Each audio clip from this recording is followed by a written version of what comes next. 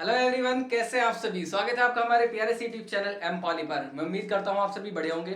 तो बच्चों, आपका लेक्चर 1 कंप्लीट हो चुका था। एनवायरमेंटल स्टडीज हमारा यहां पर चल रहा है, हम डील कर रहे हैं। तो एनवायरमेंटल स्टडीज का बेसिकली बच्चों इस बार मैंने आपका जो टॉपिक्स है, जो आपके चैप्टर्स हैं, उनको छोटे छोटे टॉपिक्स में डिवाइड किया है।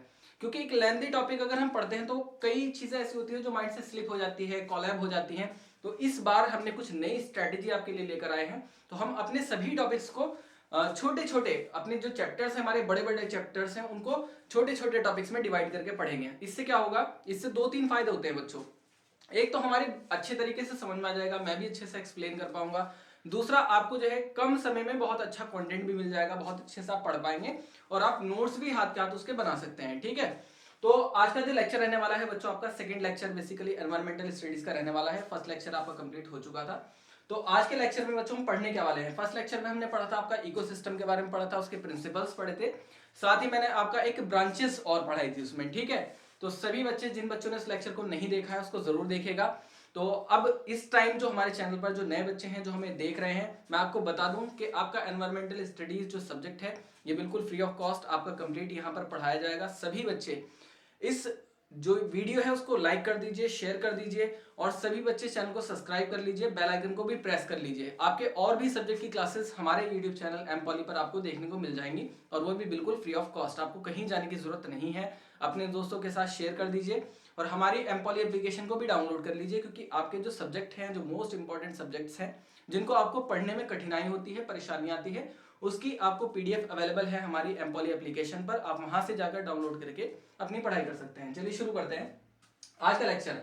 आज के लेक्चर में आपका रहने वाला है इकोसिस्टम के बारे में हम पढ़ेंगे। इकोसिस्टम आपका क्या होता है, इकोसिस्टम किस तरीके से काम करता है, पहली चीज। दूसरा, हम इसमें आपका पढ़ेंगे कि इकोसिस्टम जो आपका पारिस्थितिक तंत्र है उसमें जो आपकी विशेषताएं हैं, जो स्ट्रक्चर है उसका बायोटिक और एबायोटिक स्ट्रक्चर। बेसिकली आज हम आपका बायोटिक स्ट्रक्चर इसमें डिस्कस करने वाले हैं।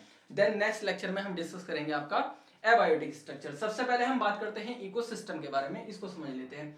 इकोसिस्टम आपका होता क्या है, चलिए मैं डेफिनेशन पढ़ देता हूं इसकी। Ecosystem is the combination of biotic and abiotic component for the survival of organism. Ecosystem is a combination of different units which are interconnected. There is exchange of matter and energy between these units.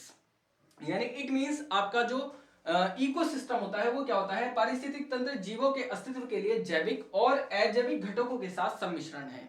यानी जितने भी आपके biotic, जितने भी आपके क्या biotic, जितने भी आपके बायोटिक और आपके क्या है एबायोटिक फैक्टर्स हैं, एबायोटिक फैक्टर्स हैं, एबायोटिक घटक हैं या फैक्टर्स है। बायोटिक और एबायोटिक का जो कंपोनेंट्स का मिश्रण होता है, यानी बायोटिक और एबायोटिक फैक्टर को जो मिलाकर बनता है वो क्या होता है बच्चों, आपका इकोसिस्टम होता है। पारिस्थितिक तंत्र विभिन्न इकाइयों का मेल है जो आपस में जुड़ी हुई हैं। बहुत सारी इकाइयां हैं जो आपस में जुड़ी हुई हैं। इन इकाइयों के बीच पदार्थ एवं ऊर्जा का आदान प्रदान होता रहता है।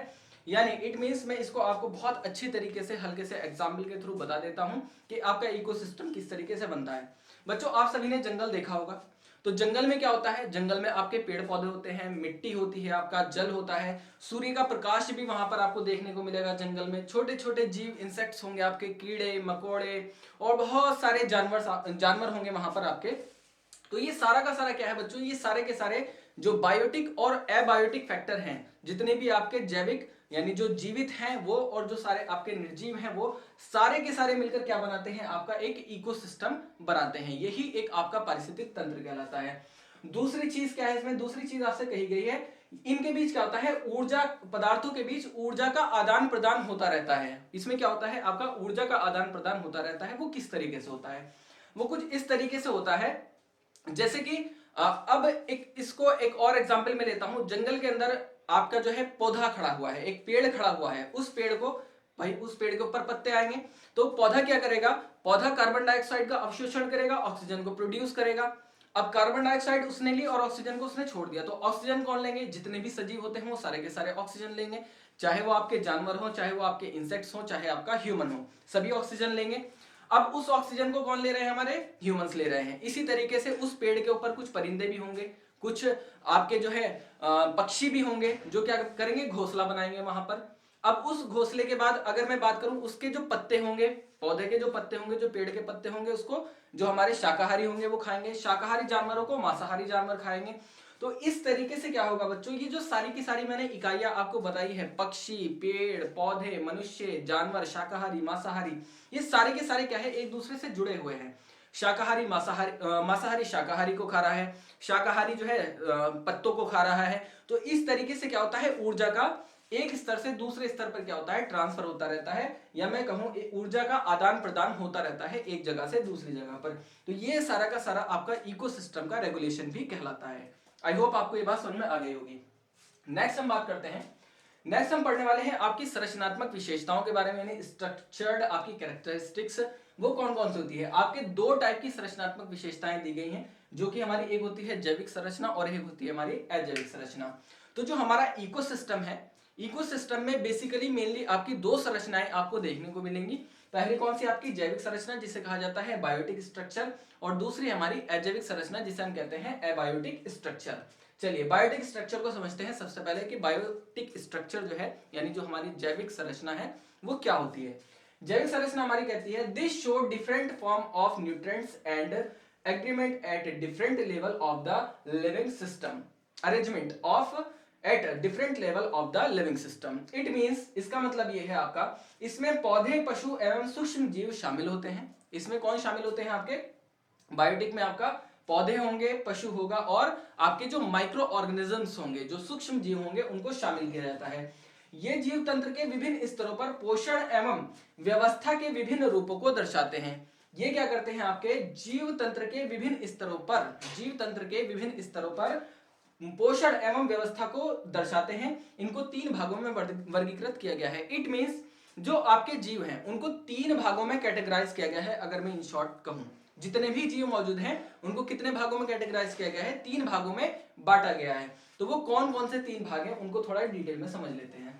सबसे पहले आपका आ जाता है प्रोड्यूसर। ये तीन भाग कौन कौन से आपके, प्रोड्यूसर, आपका कंज्यूमर और डीकंपोजर, तीन हो जाते हैं आपके, यानी उत्पादक, उपभोक्ता और अपघटक। तो सबसे पहले हम पढ़ने वाले हैं आपका उत्पादक के बारे में, यानी प्रोड्यूसर के बारे में। प्रोड्यूसर क्या होता है आपका, these are mainly green plants.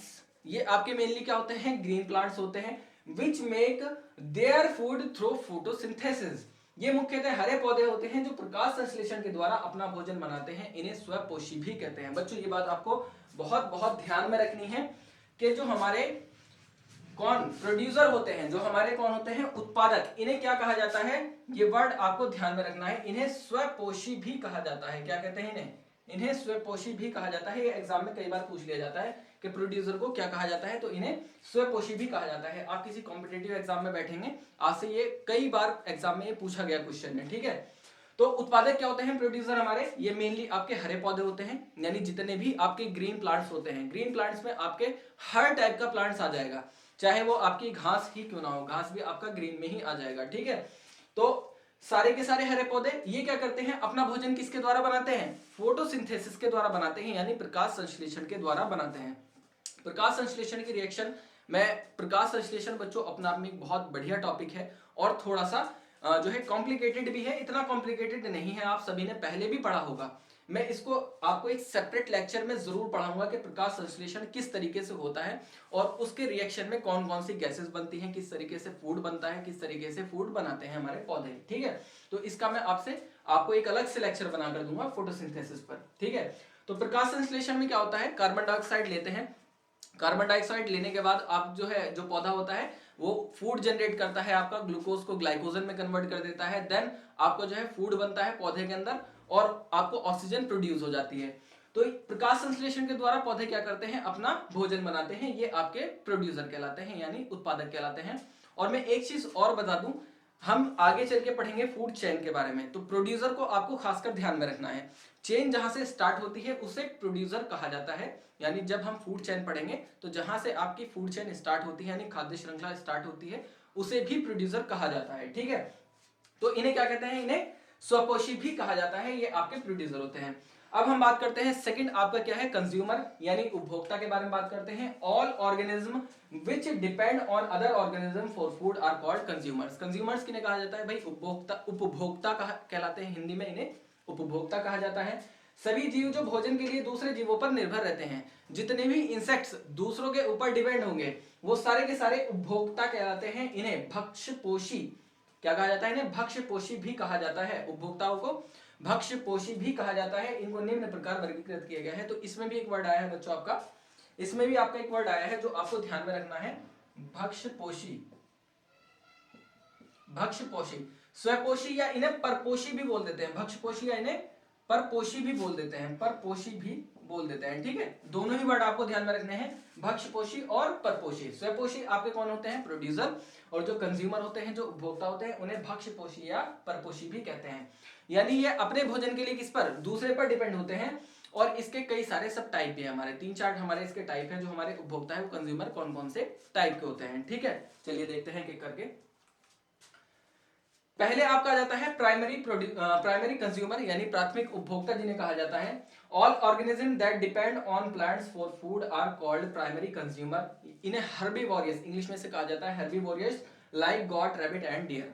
It means Hindi में अगर मैं इसकी बात करूं तो सभी जीव जो भोजन के लिए पौधों पर निर्भर रहते हैं प्राथमिक उपभोक्ता यानी शाकाहारी कहलाते हैं, जैसे कि बकरी, खरगोश और हिरण। भाई सारे के सारे जितने भी यहाँ पर आपको एग्जाम्पल दिए गए हैं वो सारे के सारे जो आपका हरी चीजों को खाएंगे, हरे पत्ते को खाएंगे, वो सारे के सारे क्या होंगे? आपके प्राइमरी प्रोड्यूसर कहलाएंगे। अगर मैं कहूं खरगोश तो खरगोश आपका प्राइमरी प्रोड्यूसर कहलाएगा, कंज्यूमर कहलाएगा। अगर मैं कहूं आपका टिड्डी तो टिड्डी क्या कहलाएगी? आपकी टिड्डी क्या किसी इंसेक्ट को खाता है? नहीं, वो भी हरी चीजों को खा लेता है, तो वो भी क्या आ जाएगा? आपका प्राइमरी में आ जाएगा। इसी तरीके से अगर मैं कहूं आपका जो है मुर्गी, मुर्गी किस में आएगी आपकी? क्या मुर्गी गोश्त खाती है? भाई मुर्गी भी कई कैटेगरीज की हो जाती है। ठीक है, हालांकि मुर्गी जो है हमारी वो आपकी जो है मांसाहारी नहीं होती है, वो शाकाहारी ही होती है, शाकाहार ज्यादा खाती है। कबूतर, कबूतर शाकाहार होता है।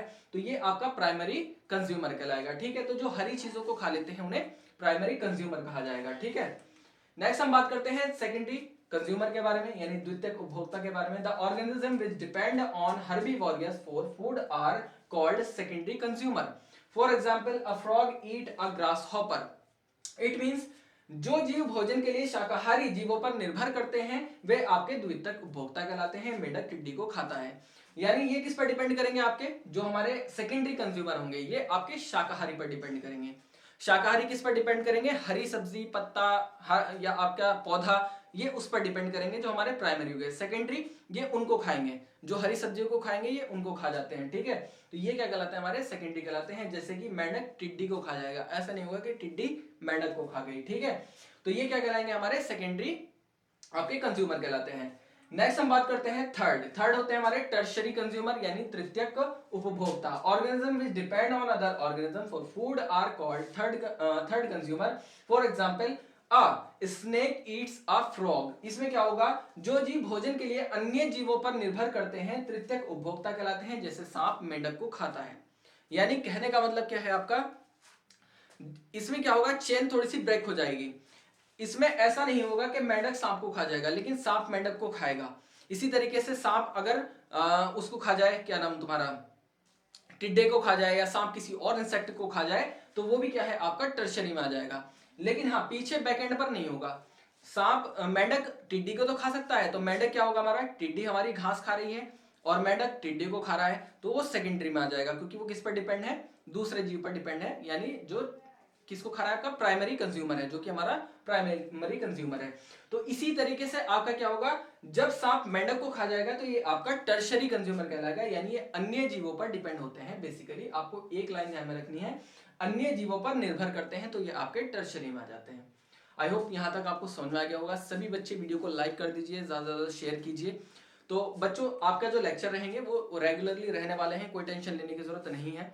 काफी बच्चे कह रहे थे कि सर पिछली बार थोड़ा सा ऐसा हुआ था, हमारा थोड़ा सा टाइम थोड़ा सा गड़बड़ हो गया था, क्योंकि इतना समय नहीं मिल पाता है। तो इस बार आपका रहने वाला है, सभी लेक्चर्स स्टेप बाय स्टेप रहेंगे। बहुत जल्द आपका सिलेबस कंप्लीट कर दिया जाएगा। सभी बच्चे हमारे साथ जुड़ जाइएगा और अपने ज्यादा से ज्यादा दोस्तों के साथ शेयर कर दीजिएगा इस वीडियो को, क्योंकि आपके और भी सब्जेक्ट में यहाँ पर फ्री पढ़ाने वाला हूँ आपको।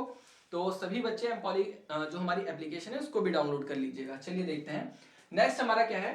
फोर्थ हमारा है इसमें सर्वाहारी यानी ओमनिवोरियस किन्हें कहा जाता है। These organism depend on both plant and other आपके organism for food like humans. यानी कहने का मतलब ये जीव भोजन के लिए पौधे व अन्य जीवों दोनों पर निर्भर करते हैं, जैसे कि आपका मनुष्य। भाई मनुष्य क्या करता है, मनुष्य आपका शाकाहारी को भी खा सकता है और मांसाहार को भी खाता है, शाकाहार को भी खाता है और आपका मांसाहार को भी खाता है, तो ये आपका ऑमनिवोरस होगा। ठीक है, शाकाहारी किसे कहेंगे आप कंडीशन यहां जाती है, शाकाहारी कौन होगा, शाकाहारी वो जो सिर्फ आपका क्या खाए, जो सिर्फ आपका सब्जी शाक और हरी चीजें खाता है। ठीक है, वो आपका शाकाहारी की कैटेगरी में आ जाता है और वही आपका प्राइमरी कंज्यूमर कहलाता है। सेकेंडरी कंज्यूमर कौन होगा आपका, सेकेंडरी कंज्यूमर जो प्राइमरी को खाएगा वो आपका सेकेंडरी कहलाएगा, जो प्राइमरी को खाएगा वो आपका सेकेंडरी कहलाएगा। और टर्शरी कौन होगा, टर्शरी जो आपका सेकेंडरी को खाएगा। ऐसा नहीं होगा कि सेकेंडरी टर्शरी को खा जाए, नहीं, ये एक चैन चलती है बच्चों, एक सिस्टम में चलती है। ठीक है, तो ये हमारे सारे के सारे क्या थे, हमारे ये सब ही हमारे टाइप्स थे आपके कंज्यूमर के, इन्हें कहा जाता है आपका कंज्यूमर्स यानी उपभोक्ता। एंड लास्ट है आपका अपघटक, अपघटक यानी डीकंपोजर्स। डीकंपोजर्स क्या होते हैं, these organism obtain other food by decomposition of the organism matter, microorganism in this like bacteria and fungi etc. यानी ये जीव अपना भोजन जैविक पदार्थों के अपघटन द्वारा प्राप्त करते हैं, इनमें सूक्ष्म जीव जैसे बैक्टीरिया और फफूंदी आदि होते हैं। यानी अगर इन शॉर्ट अगर मैं कहूं कि मरे हुए जीवों को जो खाते हैं, मरे हुए जीवों को जो खाते हैं वो कौन कहलाते हैं, हमारे अपघटक कहलाते हैं यानी डीकंपोजर कहलाते हैं। तो आपका बैक्टीरिया और फफूंदी क्या है, हमारा डीकंपोजर है। इसी तरीके से आपका लाइक अर्थवॉर्म, केचुआ भी क्या है, हमारा डीकंपोजर का काम करता है।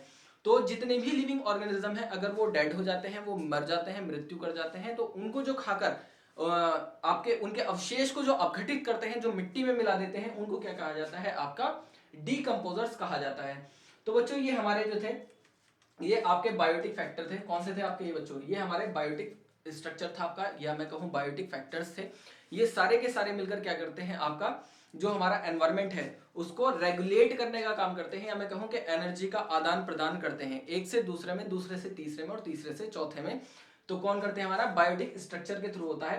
प्राइमरी ने सेकेंडरी को, सेकेंडरी ने प्राइमरी को खाया, और फिर सेकेंडरी को टर्शियरी ने खाया, और टर्शियरी को आपका कौन सा है, हमारा फोर्थ वाला ऑमनिवोरियस खा लेता है। यानी ये सभी को खा सकता है, तीनों को खा सकता है, उसे हम क्या कहते हैं, हमारा ऑमनिवोरियस यानी सर्वाहारी कहते हैं। ठीक है, तो एंड लास्ट जो था हमारा वो था हमारा डीकंपोजर। तो हमने पढ़ा उत्पादक, उपभोक्ता और अपघटक के बारे में। आई होप आपको समझ में आ गया होगा डीकंपोजर क्या होते हैं, हमारे प्रोड्यूसर क्या होते हैं, और आपके जो हमारे कंज्यूमर है उन्हें क्या क्या कहा जाता है, डीकंपोजर क्या होते हैं।